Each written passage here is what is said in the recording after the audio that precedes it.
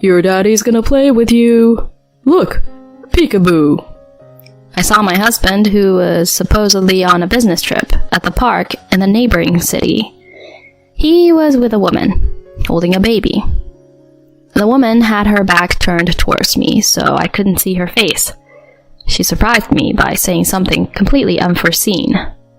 The little one looks just like you. Look, even the smile is just like yours. Aw, that's sweet. But she didn't need to copy my dark circles. The baby, looking about 10 months old and held in his arms, definitely looked a lot like him. It hit me then. He betrayed me and our daughter by having another child elsewhere. I thought to myself to never forgive him for that. I made a solemn vow to take him down. Ooh, up high. I came up behind him, who was joyfully lifting the baby, and said, "Shall I throw you down low into a fiery pit of hell? I'm Angela Wilson, a 33-year-old mom and a grade school teacher. I've achieved my childhood dream career and dedicated myself to working hard every single day. When I approached my late 20s, I didn't even have a partner. I whined to my high school friend, Yasmin, about it. I'll hook you up with one of my friends. He's a really nice guy." Really? That'll be great. I was introduced to Trent, who later became my husband. He was a temp worker at the time. With his curly hair and fair complexion, he looked adorable when he smiled, and was incredibly gentle and sweet to me. I was instantly drawn to him, and we started going out. A year into our relationship, he popped the question. Even though I was a bit concerned about his unstable career, I still wanted to be with him. So I said yes. His parents gave us their blessings, and the next step was to share the news with my family. My dad, Henry Motor, is the founder and CEO of a moderately sized company. He single-handedly raised me after my mom passed away due to illness when I was in middle school. When I introduced Trent, he kept squinting his eyes, trying hard not to tear up. I can't believe you're getting married. I'm so happy about it. Then Trent came clean to him. But I'm ashamed to tell you that I'm a temp worker. I intend to do my best to make Angela happy, but don't worry about that. I'll introduce you to someone I know. Really? Thank you so much. I mean, hiring you at my company now might look like favoritism, but someday you could take over my position. Until then, learn as much as you can at my friend's company. That's more than I could ask for. I really appreciate it. Thank you. Our marriage and Trent's securing a full-time position happened effortlessly. I sent a message about our happy news to Yasmin. I heard she had moved, so I wanted to get her new address for sending a wedding invitation, but she never replied and just disappeared. Later on, we rented an apartment halfway between our workplaces and moved in together. Everything was going well until I found out that Trent had almost no practical life skills. He couldn't cook, clean, or even operate the washing machine. He'd leave clothes scattered on the floor after taking them off and wouldn't bother to clear the table after meals. Since I also worked, I asked him many times to help with housework, but he had the nerve to say, "Isn't that the wife's job after getting married? It's audacious to ask me to do it." I was speechless by his backward mentality. No matter how much I talked to him, he had no intention of improving his mindset. About a year into that kind of marriage, I found out I was pregnant. Trent was thrilled and wondered, "Will it be a boy or a girl?" with eyes sparkling. However, when my morning sickness started, he never lifted his finger to do the chores. Despite my dissatisfaction, I had to push myself to manage everything at home. Eventually, I gave birth to a healthy girl, whom we named Maya. He took a couple of weeks off from work and stayed home, but as usual, he didn't help me with anything. While he happily held our daughter, cooing her, when the diaper got dirty or she cried, he immediately passed her to me. "She must be uncomfortable with a wet diaper. Change it for her." Ew, that's gross. I don't want to do it. Fine. Can you vacuum then? Ugh, such a hassle. I don't even know how. Why don't you do it? He didn't even try to learn housework or even childcare. I was physically exhausted post-childbirth and sleep-deprived due to nightly breastfeeding. While I was running around like a headless chicken, he just hung around at home glued to his phone. Sometimes he'd disappear somewhere and not return for the whole day. I wondered why he took the leave from work. I was upset, but couldn't vent my frustrations to anyone. I missed Yasmin, thinking if she were around, she would have listened to my complaints. She remained MIA, leaving me feel frustrated and alone. Time passed and Maya turned 3. I resumed my job as a teacher. At first glance, we might have seemed like a happy family of 3, but my dissatisfaction had been building up over time. Trent never changed his attitude towards housework and childcare. Moreover, he claimed his work suddenly got hectic in the last few months and started frequently leaving home. Weekdays were filled with overtime, and even precious weekends for spending time with Maya turned into work days. Since I was handling everything related to her, she naturally became quite attached to me. But still, I told myself that he was working hard every day for us, and I needed to support him. That was how I managed to get through each day. One day, I tried to mend our icy relationship and approached Trent. "Honey, I've got something to talk about." Oh no. About what? I'm tired, you know? He replied bluntly, scratching his curly hair. I stared at him with a serious expression. "Let's go out next Sunday as a family." Not possible. I'm super busy right now. Got a business trip from Friday. I won't be back till Monday. "But you've been spending less time with Maya for a while now. She misses her dad, you know." I doubt that. She's sticking to you like glue. Always mom to you. That's because, as I was about to raise my voice, he cut me off, looking annoyed. I don't want to argue. This conversation's over. Then he promptly went to take a shower, leaving me dumbfounded. Sometime later, I got a proposition from a mommy friend. Her daughter wanted a sleepover with Maya at their place. "Why not take a break with your husband once in a while?" While smiling wryly at her suggestion, I decided to leave her at her house overnight. Trent was on a business trip, and Maya was at a sleepover. My first free Sunday in who knows how many years arrived. I was pondering what to do when my phone rang. It was my dad. Hey Angela, I've got some errands in Jersey City today, but my car broke down. Can you take me there? Sure thing. I'll be right there. I picked him up and drove to his appointment. Little did I know my life was going to change big time afterward. After dropping my dad off at his friend's house, I parked the car in a Lincoln Park parking lot. I was taking a stroll in the park, enjoying the beautiful late morning, when I noticed a cheerful family. My eyes focused on the father before my head caught up. That figure, that curly hair, unmistakably Trent's. Dad's gonna play with you. Look, peekaboo. The voice belonged to none other than him. I froze on the spot and watched them. The woman had her back turned, so I couldn't see her face.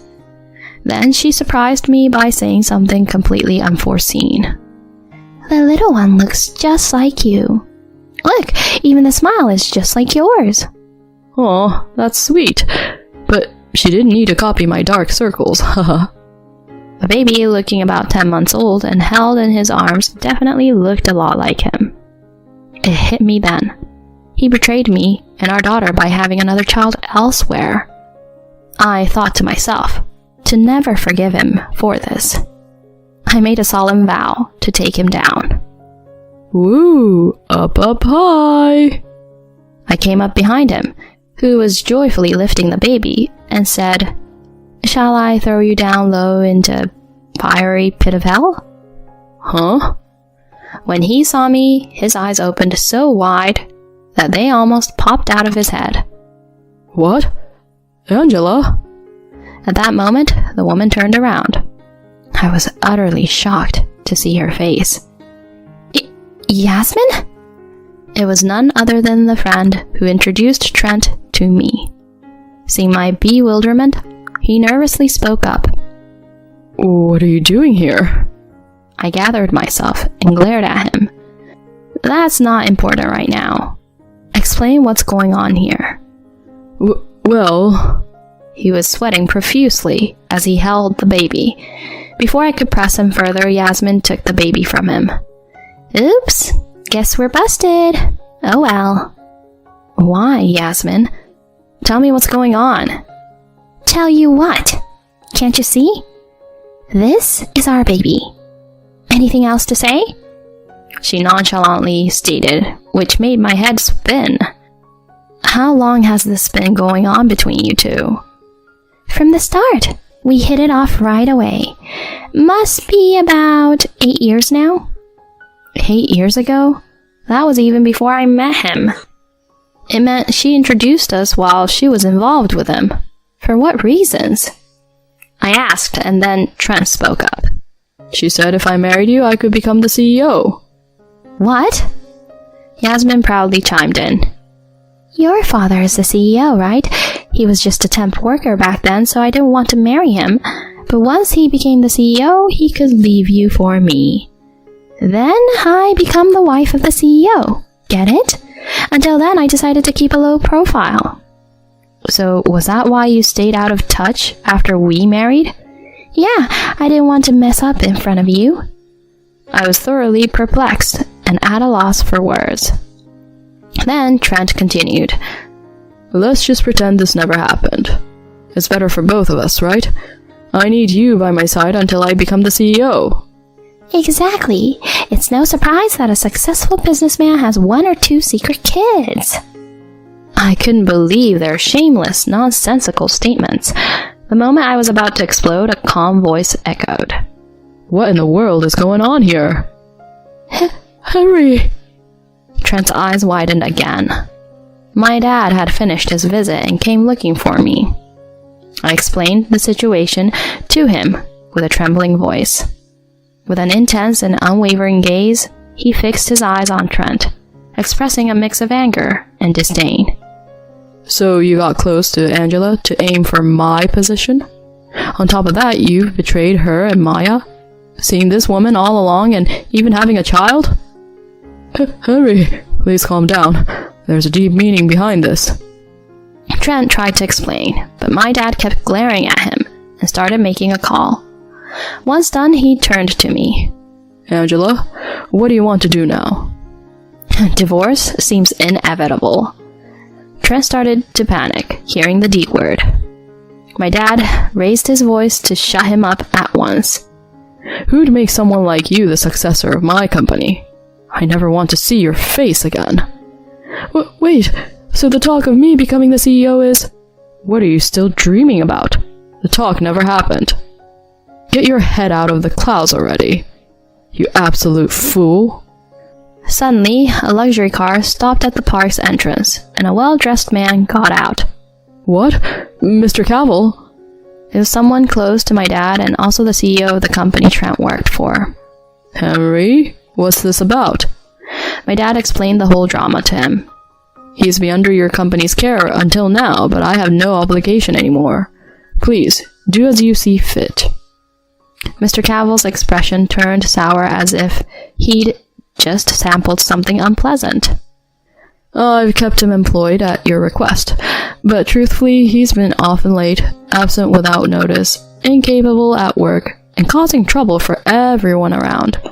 We can't fire him suddenly for personal matters, but a demotion is certain. Wait, Mr. Cavill, please listen to me. I have nothing but contempt for you. The least you can do is apologize sincerely to Angela. With that, he briskly walked away. Suddenly, Trent began sobbing. Can't become the president. Facing demotion at work. I'm done for. I asked Yasmin, who was pale, watching all of this. What made you resort to this? Did you enjoy deceiving me? Her eyes, filled with hatred, looked straight into my eyes. I never liked you since high school. You were popular and the daughter of the CEO. Nothing but annoying. Is that the only reason? Mm-hmm. I laughed at you behind your back knowing you were clueless. Served you right. I let out a heavy, disdain-filled sigh. I understand your feelings about me now. Aside from that, you better make sure Trent pays up alimony and child support. Huh? Her eyes widened in disbelief and I continued flatly. Whether you two love each other or not, legally I'm his wife. Knowing that and still having a child, there's no escaping from it. I hope you guys are prepared. You've got to be kidding me. We don't have that kind of money, and with our baby, like I care, I'll take him to court or we'll do whatever it takes. She flinched at my enraged outburst. Suddenly, Trent clung to me. Honey, I messed up big time. It's all been a lie. The truth is, I love you and Maya the most. I'm breaking up with her. So let's start over as the three of us. I'm begging you. Don't touch me. Disgusting. I pushed him away with all my might as he reached out. He fell to the ground, covered in sand, looking pitifully up at me. I'll demand hefty alimony and child support from you. Make sure to pay up, and never show up in front of me and Maya again, you scumbag. Oh no, please. My dad and I had enough of them and left them both dazed in the park. Afterward, Trent and I got divorced. Due to his limited finances, I received only half the alimony and consented to receive the remaining amount, along with child support, in installments. Since he was left with no money and a reduced salary, Yasmin asked her parents for financial support. After our divorce, they got married. She didn't have decent work experience and had been relying on her parents' support. When they discovered their grandchild was born out of wedlock to a married man, they were so ashamed that they severed ties with her. Trent's family was also furious with him, apologizing to me for his actions. He's been demoted, with no savings, and both of them are disdained by their family. They reportedly fight every day. They still have to raise the child, so Yasmin has taken a part-time job at a supermarket. Trent couldn't bear the rumors of his own doings at his workplace and resigned. He's now back to being a temp worker. Their lives seem quite tough, but I don't sympathize with them at all. I just think it serves them right. On the other hand, I moved near my dad with Maya and started a new life. He loves babysitting her and supports us financially, for which I'm extremely grateful. I'm excited about watching Maya grow up, and I'm determined to live my life with a brighter outlook from here on out.